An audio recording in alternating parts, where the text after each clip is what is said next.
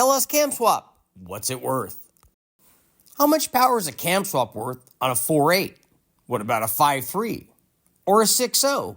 What about on a turbo motor? What happens if you just swap in another stock cam? Hello everybody, I'm Richard Holder, and as always, welcome to the channel. Today we're talking about camshafts, and we're going to ask the following question. What's it worth? What's a camshaft upgrade worth on an LS? Well, you should know by now. It depends. It depends on the cam, and it depends on the motor. Let's take a look at a bunch of cam tests on a bunch of motors. Let's check it out. Okay guys, let's jump right in and find out what's it worth. Camshafts. Today we're going to take a look at camshafts on LS, and we're going to try to figure out how much is a camshaft worth on an LS. So obviously right away you're thinking, well, it's going to depend on which camshaft you're testing, and also it's going to depend on which camshaft you're testing on which motor, because that's going to determine how much power a camshaft is actually worth. I can't show you all the combinations of all the camshafts, but I can show you a variety of different ones to give you kind of a range of what kind of power each kind of camshaft would be worth on each kind of application. We're going to start off with the mildest combination, which is a 4.8 liter.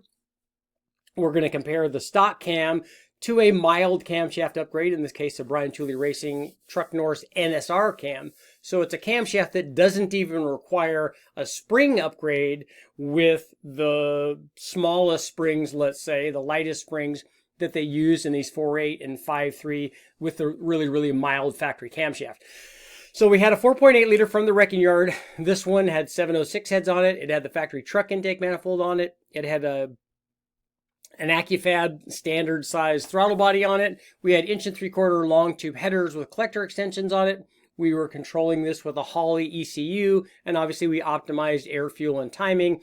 We had the stock, as I said, valve springs on it, stock push rod, stock rockers, all of that stuff. Basically, this was an LR4 4.8 liter run on the engine dyno with our electric water pump in the way that we do it with an aftermarket ECU. This one was down on power a little bit compared to other stuff. This one was real problematic. I probably shouldn't have picked this one from the wrecking yard, but it's a little bit on the low side compared to some of the other ones that I've run. But run in stock trim with the stock camshaft, this particular version produced 326 horsepower and 337 foot-pounds of torque. This is pretty typical of a 4.8. It usually makes more torque than horsepower. We'll see that will be a continuing trend with the 5.3 and the 6.0 test. Here's what happened when we put the Brian Tooley Racing camshaft in here. You can see we got some pretty big gains here. So the camshaft for the BTR cam for the Truck Norris NSR cam was a 498 lift, a 212, 220 something duration, and a 107.5 LSA. You can see that it pushed peak power up to 375 horsepower, 374.7. Peak torque was also up, 352.5 horsepower. So we got good gains through all the way through the curve. We got good peak power gains out, let's say past 5,000 RPM. So the camshaft did exactly what we expected it to do, and this is a fairly mild camshaft on a very small motor. So now let's take a look and see what happens when we do another test on a 5.3. Okay, we've taken a look at how much power a mild cam upgrade that Truck Norris NSR cam was worth on a 4.8. Now let's take a look at a similar cam upgrade on a 5.3 liter. This one was an LM7, so an iron 5.3, 706 heads, truck intake manifold. Basically a 5.3 version of that 4.8 that we just tested. Stock size throttle body, long tube headers, Mazir electric pump, Holley HP management system, the way that we normally run it on the dyno. So on this 5.3 liter run with a stock camshaft with the LM7 or /LR4 camshaft, they ran the same camshaft. The 5.3 liter produced 354 horsepower and 381 foot-pounds of torque. And here's what happened when we added my very own low buck truck camshaft. You can see peak power jumped up to 421 horsepower. And peak torque checked in at 417 foot-pounds of torque. We had pretty good gains from about 3,000 on up. There's a little bit of drop in power below that, down to, we started it out at 2,500 RPM, but you can see good solid gains all the way through the power curve. It worked out really well. This thing the power curve was basically kind of flat out past 6,500 RPM. So even though this is a good torquey kind of truck cam, it also has the ability to rev. So if you want to run, more power going out, you certainly can do that. One of the cool things we did is we also did this direct comparison, the stock cam versus the low buck truck camshaft. We did it with a turbo on this thing. So we ran a single GT45 turbo, and here's the power curve run on our 5.3 with the stock cam. This is about 7.5 pounds. You can see the combination produced with a stock cam, 551 horsepower, 596 or 7 foot-pounds of torque.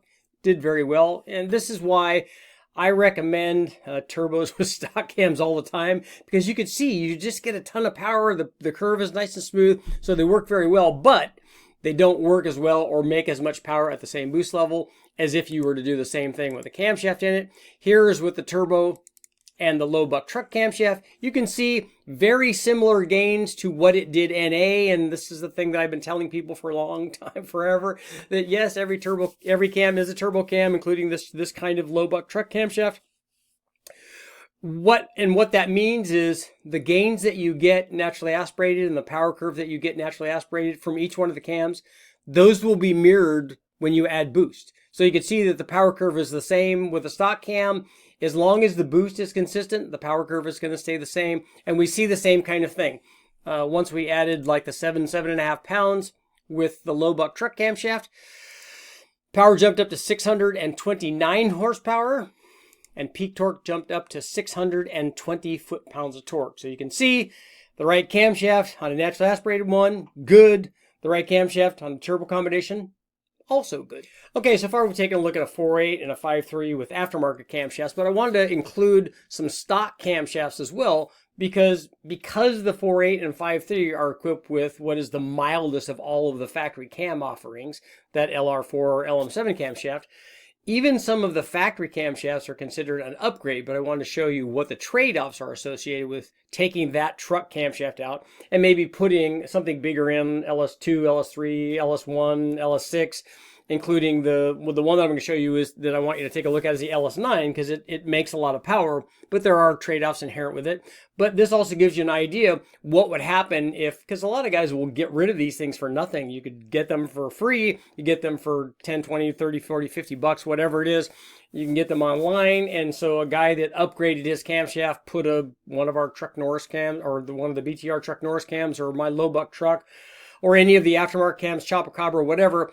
And so they've taken out a lot of these stock cams, and so that you can get a really good deal on. So we had a 5.3 liter LM7, same kind of thing as we've run in the past, truck intake manifold, the 706 or 862 heads, stock short block, junkyard kind of motor. We ran it first with the stock cam, and it produced 353 horsepower and 383 foot-pounds of torque with the stock camshaft, with a stock LM7 camshaft. Here's what happened. This is a good example. What happens if you put an LS3 camshaft in it? Now, we know an LS3 is designed for a rec port. Yeah, it's a rec port camshaft. It's not. It's just a camshaft. And it's a more powerful camshaft. I'll go ahead and put the specs up here for both the camshafts, both the LM7 camshaft and then also the LS3 camshaft. And you can see the LS3 obviously is a pretty good bit bigger. And it does make more power. So our peak power jumped up to 404 horsepower.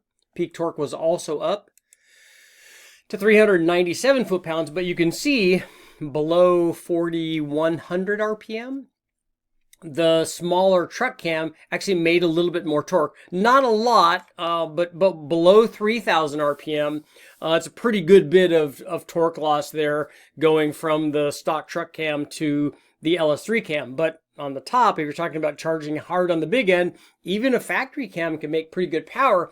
The last one that I want to show you is the LS9 camshaft, because the LS9 camshaft makes even more power.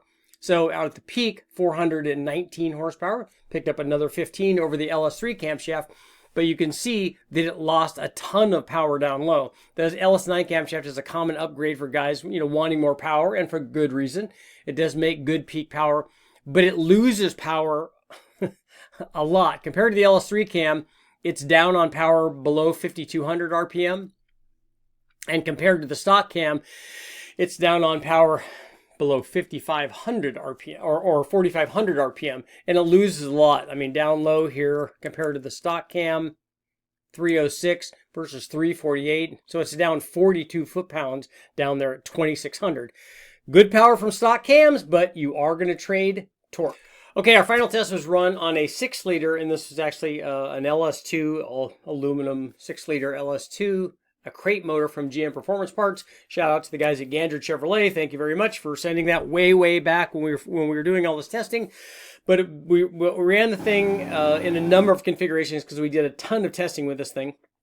But for this test, we had already installed Airflow Research 205 heads on it, and we compared those to the stock heads. We ran engine 7/8 long tube headers. We had a 90 millimeter fast intake manifold on it. We ran it with 29 degrees of timing. Had stock fuel rail, throttle body, or a mechanical throttle body, 92 millimeter mechanical throttle body, long tube headers, and I think this probably was run with a fast manifold or a fast EFI system back in the day. And then what we did was ran this combination on the engine dyno with the stock LS2 camshaft to begin with.